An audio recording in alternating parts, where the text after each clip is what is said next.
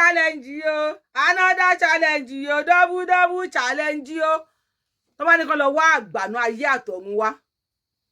Àgbàná tí ò ní kí ọ, Ògún gbọ́, Nigeria politicians #1 lẹ jẹ́.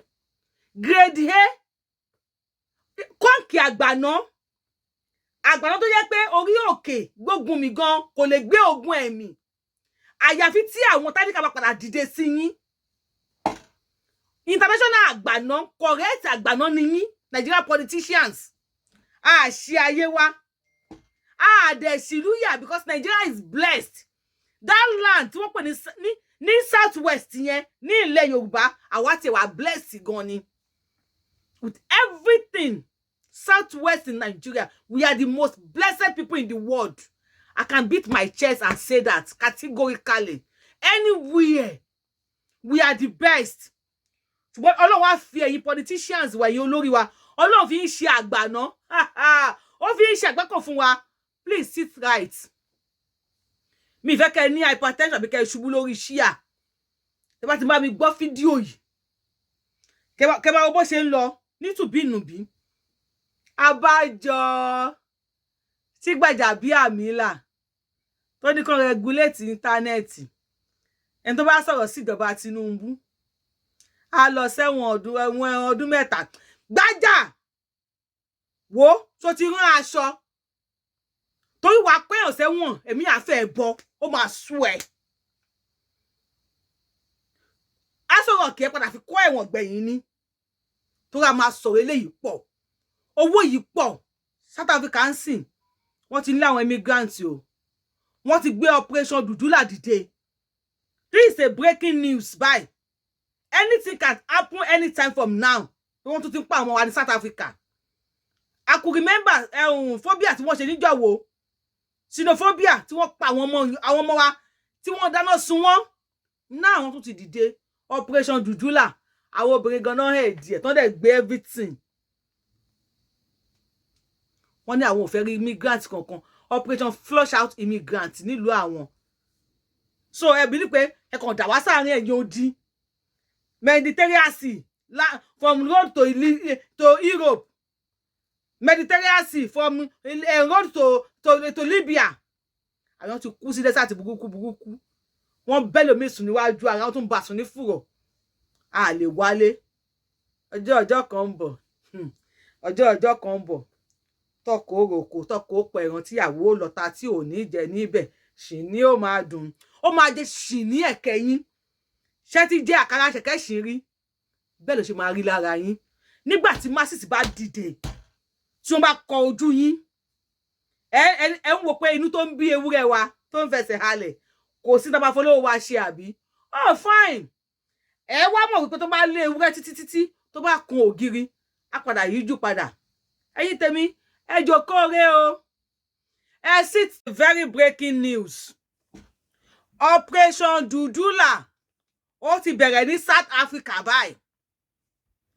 You know they hear me well? Operation Dudula ó ti bẹ̀rẹ̀ ní South Africa báyìí. If you are living in South Africa, you better pack your load now. Wọ́n ní all the immigrants must leave. Wọ́n ní ká fi ìlú àwọn sílẹ̀ if you are an immigrant. Wọ́n ní kẹ́ kúrò nílùú àwọn. Operation Dudula. Obìnrin ló head yẹ o. Obìnrin ló jáde tán. Àwọn lẹ́wọ̀n lẹ́gbẹ̀ẹ́ mi yẹn wọ́n jáde tán ni. Wọ́n kórin iṣẹ́ jáde. If you are from Nigeria, gbẹ́rù ẹ. Ẹ lọ lú yẹn lọ tún lù yín ṣe. Wọ́n ní ká everybody fi ìlú àwọn sílẹ̀. Wọ́n láwọn fẹ́ rí immigrants kan. Bó tiẹ̀ ṣe wípé àwọn náà rí sọ o. Torí wọ́n interview obìnrin kan níbẹ̀. Ẹ lọ wo lórí BBC, mi ò lè play ẹ̀ fún yín, ó lè ní copyright. But when you get to BBC, wo Operation Dudula. Màá kàn fẹ́ nu ṣàlàyé fún yín torí mi ti wò ó. Obìnrin yẹn sọ pé àwọn kan tó jẹ́ foreigners, àwọn náà bá yé ọmọ òun jẹ́, ó lóun hate foreigners. Wọ́n ní kí ló dé? Ó ní kò sí nǹkan méjì tó ń fi hate wọn ni wípé wọ́n ń ta oríṣiríṣi tán fáwọn ọmọ òun. Wọ́n ti sa àwọn ọmọ àwọn di zombie. Ó yá, wọ́n ní kó ká kó máa lọ sílùú ẹ̀. Ẹ̀yin governors wà nílẹ̀ Nàìjíríà àbí kí lẹ pera yín, ẹ̀yin politicians. Wọ́n tẹ́ expect wá padà ṣẹlẹ̀. Torí àwọn South Africa tó bá ti lé wọn, tó ń lé wa káàkiri. Ẹ wá kí làwa ṣe náà tá gbọ́dọ̀ gbèlú sí wa. Ṣé wọ́n ṣépè fún Nàìjíríà ni? Kí làwa ṣe gangan tá gbọ́dọ̀ gbèlú wa? everywhere in the world ní Nàìjíríà ti ń ṣe ẹrú ní ìlú tí burúkú owó wà. Bàbá Fálànà ti tú àṣírí yín o. A ẹ̀ṣẹ̀ máa gbọ́ bẹ̀tà ń bá yín ṣe báyìí. Now ó ń bọ̀ àwọn láńdẹ́ẹ̀dẹ̀ ayé ò ní di àwọn dé mọ́. Àwọn wèrè tí mo sọ nígbà yẹn jẹ́ kínní àná wípé owó wà Nàìjíríà tí wọ́n bọ́ta fún mi orí wọn lè bọ́ta nísìkò wọ́n á sọ̀rọ̀ o. Wọ́n ní sọ̀rọ̀ wọ́n ti mú tápìkì mi torí wèrè ni wọ́n dẹ̀ ti rí yín ní ṣòṣò. Fálànà ti sọ̀rọ̀ wọ́n ti gbọ́rọ̀ jáde. Náà tó bá lé àwọn ti South Africa wọlé bóyá ń bọ̀. Àwọn UK náà ti gbé òfin jáde o. Wọ́n deport immigrants, operation flush out immigrants. Illegal immigrants, flush them out. Bọ́ni illegal immigrants pọ̀ jù sí lágbàáyé. Tí ń ṣe pé Nàìjíríà, àwa Nàìjíríà la jẹ́ either illegal or illegal immigrants. Nàìjíríà ló ń gba orí omi wọ Europe. Europe by road. Europe by sea. Wá kú sí desert lóríṣiríṣi nílùú tó wó wà. Bàbá Fálànà bá mi sọ̀rọ̀ sókè. Ẹ jẹ́ kí wọ́n gbọ́. Mr. President. Yeah. Thanks for explanation of this. In December 7, this regime, Tinubu administration, gave out 135 billion naira to governors. 135 billion naira to governors. Ẹgbọ́n náà 135 billion naira. Billion ni o kì í ṣe million to governors. Ẹ bá ṣàlàyé fún wa. Tó ẹ lè pa wá sẹ́yìn òde wá padà ṣàlàyé fún wa. Sọ̀rọ̀. To fight COVID-19 in 2023. COVID-19 in 2023, 135 billion to fight. Ani Tinubu. Ta ni ká bá wí nísìn? Ṣé Tinubu ni ká bá wí tó ta tí ò tọ́ ni? Àbáwọn ọdẹ tí wọ́n lé kùlù wọ̀gbẹ́. Àbẹ́kùlù tó lọ kú síbi tí ò dáa. Ta ni ká bá wí nísìn? 135 billion to fight COVID-19. COVID-19 wo ló wà Nàìjíríà? Ẹ ṣàlàyé fún wa. Ẹ ṣàlàyé fún wa. Ibo ni COVID-19 wà ní Nàìjíríà? 135 billion. Bàbá Tinubu. Tálẹ̀ rí tó ebi. Tẹ́ bá ọmọ Nàìjíríà kan tó bá ṣubú lulẹ̀ níbi kankan kò sí àìsàn tó ń ṣọmọ Nàìjíríà, ebi ni. There's nothing like COVID-19 in Nigeria. Ebi ló ń yà òyàn lulẹ̀. 135 billion ẹ kó fáwọn àwọn governors àwọn tó fi tán olè yẹn. Ẹ lè mọ́wọ́ ẹ̀kẹ́ fi dáko. Ẹ̀yin gan ẹ̀ ṣe dáadáa. Ẹ ṣe eré. So owó yẹn tó dá oko gbogbo àwọn Lagos Ibadan expressway kí wọ́n kó bọ̀ tún kí wọ́n kó bá àwọn gbò yẹn kẹ́ fi dá oko sí kẹ́dà àwọn ọmọ wa síbẹ̀ kọ́ máa ṣiṣẹ́ ẹ lọ kó fáwọn. Okay, bàbá ẹ sọ̀rọ̀ sókè Fálànà ẹ sọ̀rọ̀ sà. You know what I'm talking about? Last December 3 months ago. 135, you can go. To fight COVID-19. COVID-19 in December. Ní Nàìjíríà 135 billion bá ní kẹ́ lọ Google ẹ̀ àti Google ẹ̀ àti rí 135 billion 3 months ago ní Tinubu fáwọn governors kan fi fight COVID-19. Àbá Tinubu ẹ ṣọ́ra yín gan o, ẹ ṣọ́ra yín gidi gan jàre. Ẹ sọ̀rọ̀. Furthermore. And this must be our demand from here. This regime must, and if we have to go to the street, it's so fundamental. This regime must, comrade, must. Yes. We are housed the gains of the removal of first subsidy and channel it towards alleviating the poverty of our people. Bàbá, owó ẹsọ́pọ̀ ti lọ. Ọlọ́run. Bàbá Fálànà, ẹ ló ti goes, ó ti lọ. The which money? Tó máa restructure Nigeria. Nigeria was structure at all tẹ́lẹ̀. Kí ló fẹ́ restructure ńbẹ̀? So, Bàbá Fálànà, ẹ ń sọ ohun funny. Àwọn people ya ajédèjẹ ni wọ́n tí ò ní jẹ yẹn kan kó ṣíwọ́. Owó yẹn wọ́n gbọ́dọ̀ gbé owó láti fi alleviate poverty ní Nàìjíríà. Ṣáwọn eléyìí, àwọn eléyìí tó yẹ pé gbogbo tó ń ṣe wọ́n ní pé kó pagbo citizen tán. Kí wọ́n pagbo Nigerians tán. N tó ń ṣe wọ́n nìyẹn o. Kó lè bàbá kówó yẹn sápò. Tó fẹ́ fowó yẹn ṣe gangan kò yé mi. gold wà ní everywhere nǹkan oríṣiríṣi wà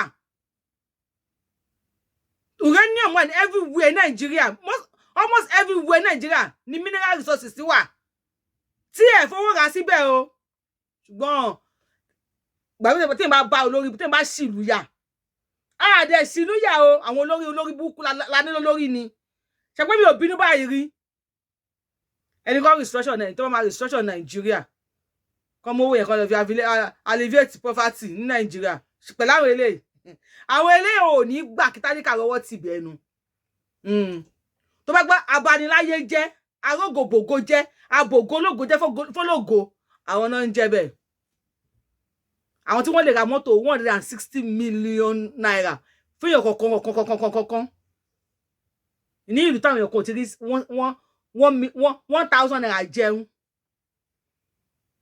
àwọn eléyìí bàbá ìsọpọ̀ ti lọ ó ti goes 135 billion ìyẹn ti wọgbọ́ àtù ẹ sọ̀rọ̀ sà. What I mean is this, again you can Google.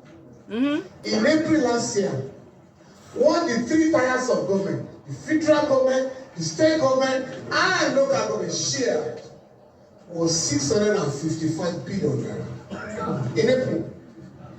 Federal government, state government, and the local government, nǹkan tí wọ́n share ní April last year. Bóyá ẹ gbọ́ dáadáa. Alleviating the poverty of our people. What I mean is this, again you can Google. Okay. In April last year, what the 3 tiers of government, the federal government, the state government, and local government shared was 655 billion naira. 655 billion naira. Oh, shocking. Oh, shocking me now. And yet, Nigeria is the most poverty capital of the world. Nigeria don't get gbèsè jù. Now tell me. Tẹ́ni tó ń tàn bá mọ̀. Ṣé ìtẹ̀ ń parọ́ fún ẹ mọ̀ pé rọ́lẹ̀ ń pa fún wa ni pé kò sówó Nàìjíríà. Wípé Nàìjíríà ò lówó. Àmọ́ ń tẹ̀ ń retí á padà ṣẹlẹ̀ sí yín. Ó padà ṣẹlẹ̀ sí yín. Ṣé àwọn tẹ̀ bẹ́ẹ̀ ṣe ẹdẹ mọ́nà agolo yẹn. Jọ́kànjọ́kàn ogun máa mú wọn. Agolo yẹn máa explode. Wọ́n á kó nínú agolo tẹ́ tí wọ́n mọ́. Wọ́n máa face yín. You wanna go key. Wanna go tire. Because gbogbo ọkàn yín pé tó máa bọ́ta ní Kami lọ pa wọ́n. Ṣé o Kami kan ti sọ̀rọ̀ níjẹta tí wọ́n fáwọn footballers lówó. Ó ní even gan ẹni tí ò lọ play ball tó ní injury gan wọ́n fún nílé. Tàwọn àmì tó ń kú sójú ogun ṣìngbákan ní fún wọn. Lè fún wọn. Because ntẹ gbà wọ́n fún ni pé tẹ́bá yànká dá àwọn síta bí sofa yóò bí soso. Gbogbo àgbáyé military ló ń gbádùn jù yàtọ̀ sí military Nigeria wọ́n pa wọ́n sí samisa kò sí tẹ́ máa ṣe fún family wọn ń tẹ́ retí ó ń bọ̀ àmọ́ pé tí táyẹ̀ mi wá o njọ́kànjọ́kàn àwọn máa sáyẹ̀nsì yín lọ́rùn ọjọ́ kan ń bọ̀ ọjọ́ kan ń bọ̀ tọkọ òròkò tíyàwó tọkọ òròkò tọkọ pẹran tíyàwó lọ́ta tí ò ní jẹ níbẹ̀ ṣìn ni ó máa dùn ṣìn ṣìnkẹ́ ẹ ti jẹ àkàrà ya ṣẹ̀kẹ́ ṣìn rí ó máa ṣẹ̀kẹ́ ṣìn lẹ́nu yín jọkàn ẹ sọ̀rọ̀ bàbá. In April. When subsidy was removed. When? Right? First subsidy. Wọ́n ti pín wẹ̀ mọ́ra wọn lọ́wọ́. According to the Minister of Finance, you can go. There's no month that less than 1 trillion has been shared. No month kò sí oṣù kan tí Nàìjíríà state kini àti federal àti state àti local government tí wọ́n share less than 1 trillion naira. Yet wọ́n ju búrẹ́dì fún àwọn Nigerians. Wọ́n ju iṣu fún wọn. Àwọn èèyàn lọ tò fún búrẹ́dì. Ìyà ń jẹ Nàìjíríà. Owó yẹn kò lè capture insecurity wọn ò ní jẹ́ kí security wà. Tí security bá ẹ máa bá wọn compete. Ẹ máa jẹ́ ẹgbẹ́ because security ti wà náà ti ń lè rí free. But tó bá sí security nílùú táwọn dẹ̀ ní security personnel tó ń guide wọn then they will know wípé àparò kan ju àparò kan lọ kò ní ìdíkọ́ ẹ̀ṣẹ̀ gorí ebè 1 trillion every month ni wọ́n ń share trillion yàrá tí mo wà kò gba 1 billion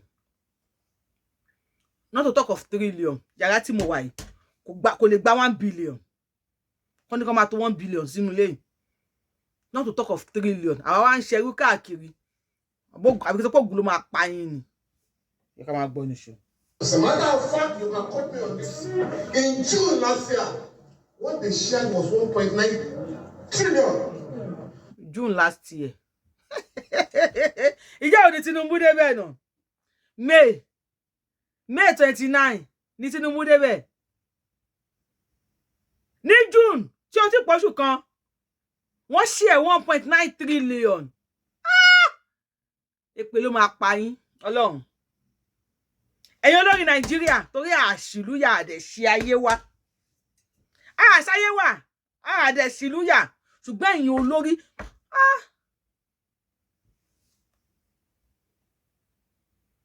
ṣọ́nà fẹ́ kò yé mi ṣọ́nà mo mọ̀ fi àjẹ wa ni Ọlọ́run bàbá God ṣe é mọ̀ ọmọ ni bàbá God ṣe é mọ̀ ọmọ fi àjẹ wa ni kò yé mi mọ́ báyìí 1.9 trillion tí ó ti pọ̀dún kan tí ó ti pọ̀ṣù kan tí bá Tinubu débẹ̀ ni wọ́n ṣí ẹ̀ mọ́ra wọn lọ́wọ́ ẹ wá ní ìlú onílé dọ́là lórí tap send bí ṣe ń bá yín sọ̀rọ̀ 1,528 naira ẹ lọ bá mi download ẹ kẹ́ lọ promo code mi Abiola TTS ẹ gba $10 lọ́fẹ̀ẹ́ à ń ṣe pounds à ń ṣe gbogbo owó là ń ṣe lórí tap send TAP SEND then Abiola ABIOLA TTS ẹ gba $10 1.9 trillion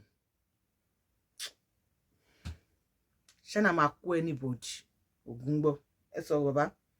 They were embarrassed when they got to Abuja. Where is this money come from? They had to say bàbá gan sọ Yorùbá 900 billion. 900 billion. Please. Ẹnìkan pariwo ni ẹnìkan pariwo ni 900 billion yẹn gun bàbá gan sọ Yorùbá pé ibo la ti rí owó yìí orí ibu owó wà Nàìjíríà àgbákò owó ẹgbẹlẹmùkú owó tó máa ń dẹ́rù bòṣì owó tí àgbà náà ò lè wọ̀ àwọn politician wa ni àgbà náà wa àwọn àgbákò owó tó àgbà náà gan máa rẹ̀ àgbà náà gan máa sáré ṣùgbọ́n lọ́dọ̀ àwọn politician yìí àwọn gangan ni wọ́n ń pè ní àgbàná tó bá ní kó lọ pé àgbàná wá àwọn politician náà ń jágbànú kò síbi tó máa wọ̀ bàbá àtọ́ ni bọ́n wá sọ̀rọ̀ kò síbi tó lè wọ̀ sẹ́ àwọn gangan ni àgbàná làwọn politician Nàìjíríà náà ẹ̀yìn gan billion trillion tó yá wá lọ wá sillion because trillion ò ní káwọn lẹ́nu mọ́ o ẹ bá mi bí wọ́n kí ni máa fowó yẹn ṣe bàbá ẹ sọ̀rọ̀. And shared 1 trillion in December last year. Yeah. You know the governors came to Lagos. Yes, so celebrate with Governor Bolaji, President Bolaji. Are you aware? Yes. That month, what was shared was 1.7 trillion. Yeah. Bọ́kàn wá kí bàbá lásán wọ́n ṣe 1.7 trillion tó bá yá wa fúnra wa la máa jà fúnra wa. Bàbá Awólọ́wọ̀ ti sọ pé ọmọ tálíkà tẹ́kọ̀ọ́ tẹ́ tọ́jú á padà dìde fúnra wọn àwọn náà padà dìde fúnra wa.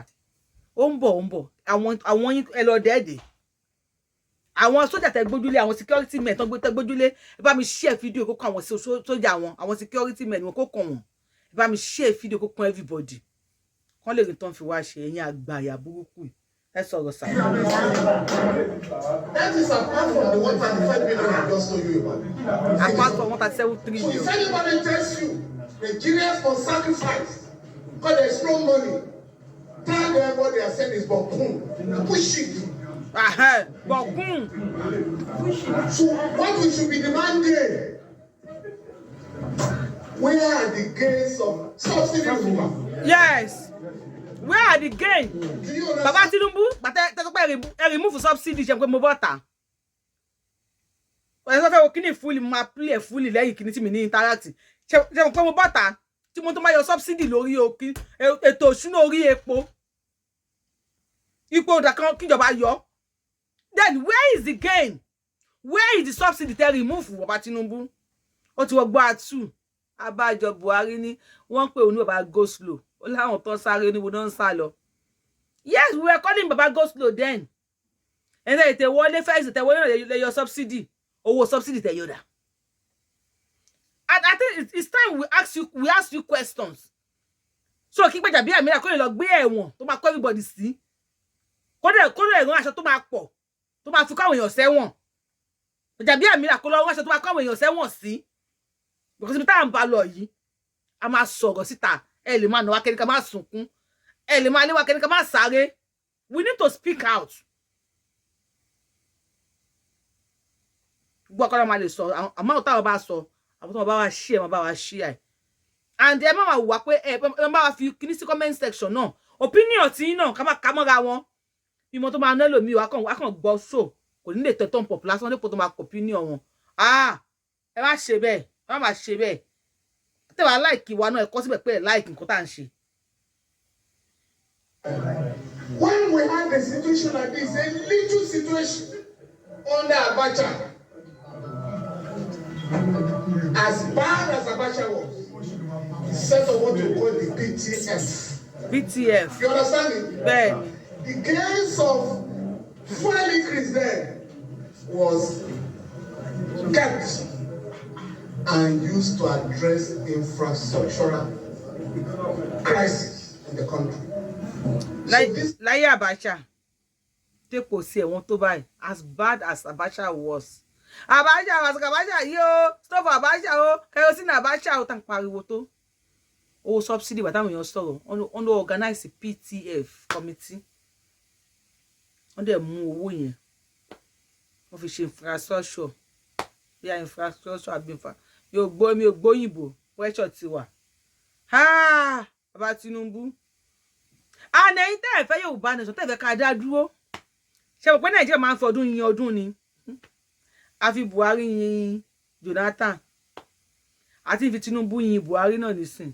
Bá tún tẹ́lẹ̀ mi náà bá tún débẹ̀. A tún fi yẹn náà yin Tinubu ni.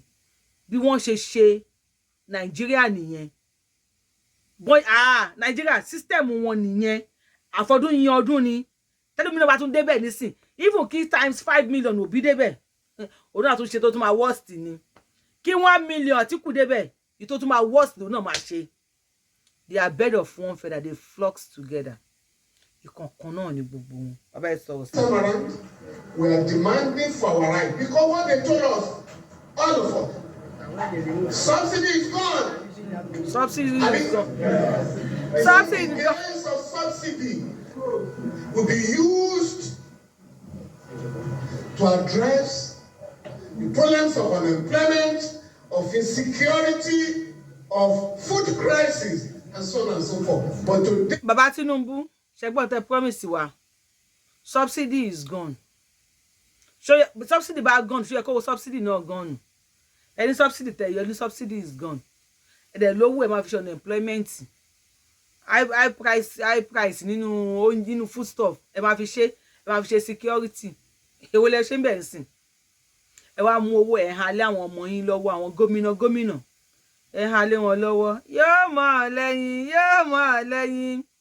Owó tẹ́ ń fáwọn gómìnà yín yóò mọ̀ lẹ́yìn. Àjàǹtì ele yóò mọ̀ lẹ́yìn. Owó tẹ́ ń fáwọn gómìnà yìí ó máa lẹ́yìn. Àjàǹtì ele ni. Ẹ sọ̀rọ̀ sà. the people have been forgotten. These National Assembly people who are pretending They are in the last few days, senators called the managers of the economy, House of Rep called them, and they addressed the press. Irọ́ ni. Ó lè ní And we gbogbo want to wọn. help the poor. Let the poor. Let the poor Please, let the poor breathe. Àwọn eléyìí wọ́n ṣọ́ọ̀kì poor lọ́rùn ni. Àwọn eléyìí they will never allow the poor to breathe. Never.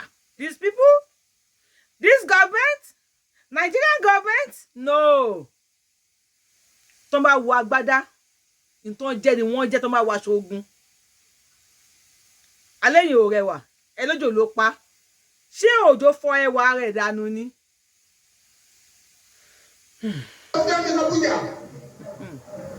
Including those who had no bicycle before they went there.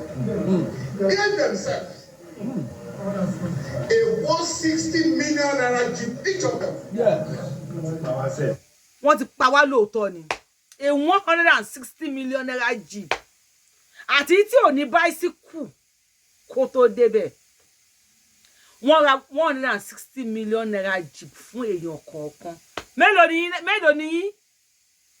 160 million. Times here. 160 million. Mo tó máa mo yẹnu tó máa bọ́. Ṣùgbọ́n wo yẹn ò jọ yín lójú tó pé ẹ níkà. Ẹ burú ẹ̀mí èèyàn ò jọ yín lójú. Ẹ̀mí ara ẹ̀mí Nigerians ò jọ yín lójú.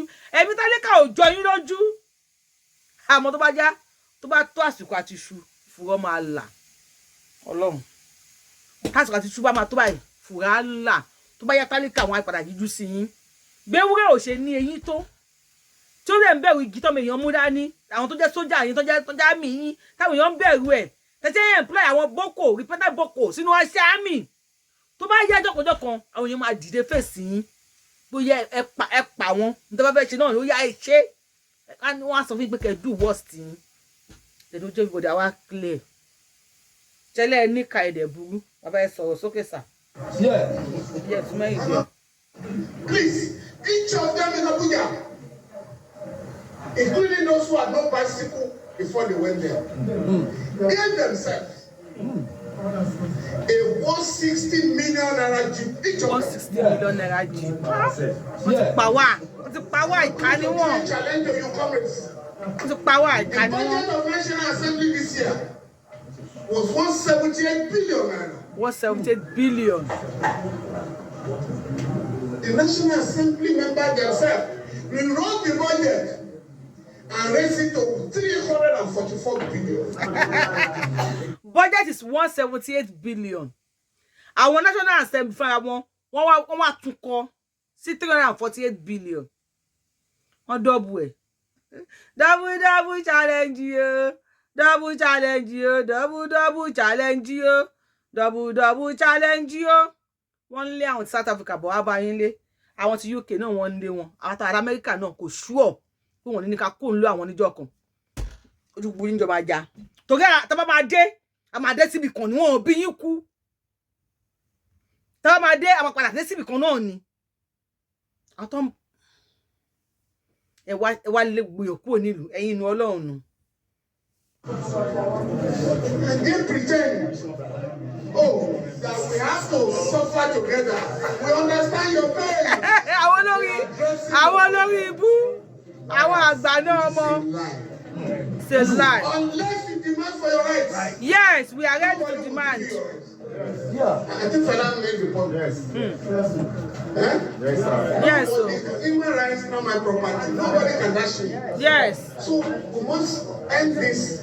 Then come in. Yes. With a commitment to mobilize our people, to demand for their rights. That is it.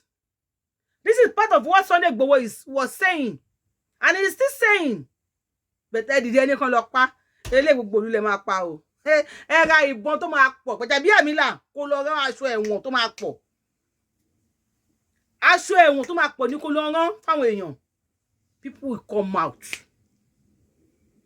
Ṣebí Sunday Igboho bá yín fẹnu lásán sọ. Kíní kan Yorùbá nation. Ẹni ká mú wíwá ká fọrùn sílẹ̀. Okay. Yìí tó ń bọ̀ yìí. I just say what?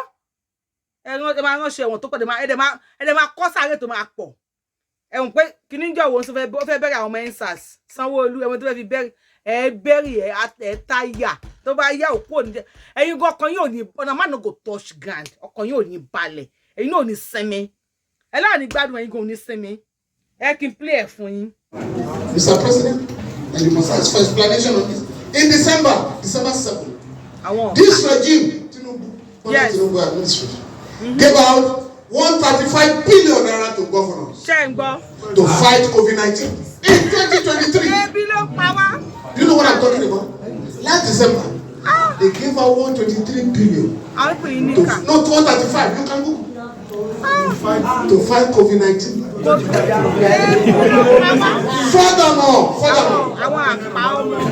and this must be our demand from here. Okay. This regime must. And if we have to go to the street, it's so fundamental. This regime, if we have to, must, comrade, must. Yes. We are house.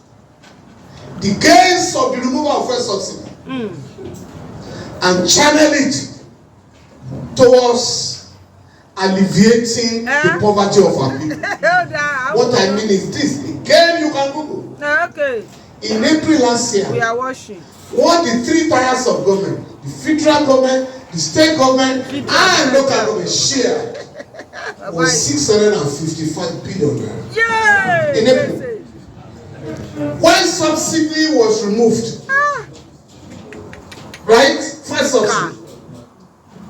Since June, according to the Minister of Finance, you can Google. There's no month that less than 1 trillion has been shared. As a matter of fact, you can quote me on this. In June last year, what they shared was 1.9 trillion. Yay! They were embarrassed when they got to Abuja. Where is this money come from? They had to save 900 billion and shared, please, and shared 1 trillion in December last year. You know the governors came to Lagos to celebrate with Governor Bola Tinubu, President Bola Tinubu. Are you aware? Yes. That month, what was shared was 1.7 trillion. That is apart from the 135 billion I just told you about in December. So if anybody tells you Nigerians must sacrifice because there's no money, tell them what they are saying is bamboo. Push it. So what we should be demanding? Where are the gains of subsidy removal? Ben, we need to ask now. Do you understand me? Yes, when we had a situation like this, a little situation under Abacha, as bad as Abacha was, he set up what we call the PTF. You understand me? Yes, sir. The gains of fuel increase then was kept and used to address infrastructural crisis in the country. So this time around, we are demanding for our right because what they told us, all of us, subsidy is gone. They said the gains of subsidy will be used to address the problems of unemployment, of insecurity, of food crisis, and so on and so forth. But today, the people have been forgotten. These National Assembly people who are pretending in the last few days, senators called, the managers of the economy, House of Rep called them, and they addressed the press. And we want to help the poor. Let the poor breathe. This one, please, each of them in Abuja, including those who had no bicycle before they went there, gave themselves a 160 million naira jeep, each of them. I'm going to throw a challenge to you, comrades. The budget of National Assembly this year was 178 billion naira. The National Assembly members themselves rewrote the budget and raised it to 344 billion. And they pretend, that we have to suffer together. We understand your pain. We are addressing your problem. Liars. It is a lie. Unless you demand for your rights, nobody will give you your rights. I think Falana made the point. Yes, Nobody, human rights are my property. Nobody can dash me. So we must end this with a commitment to mobilize our people to demand for their rights. 58550 +234 81 561 58550. PR organic, Kema Jolo, Kema Shine. Tap sending a download rate. The promo code Abiola TTS. Can you attend the first transaction? See you on my next show. Baja. You my boo.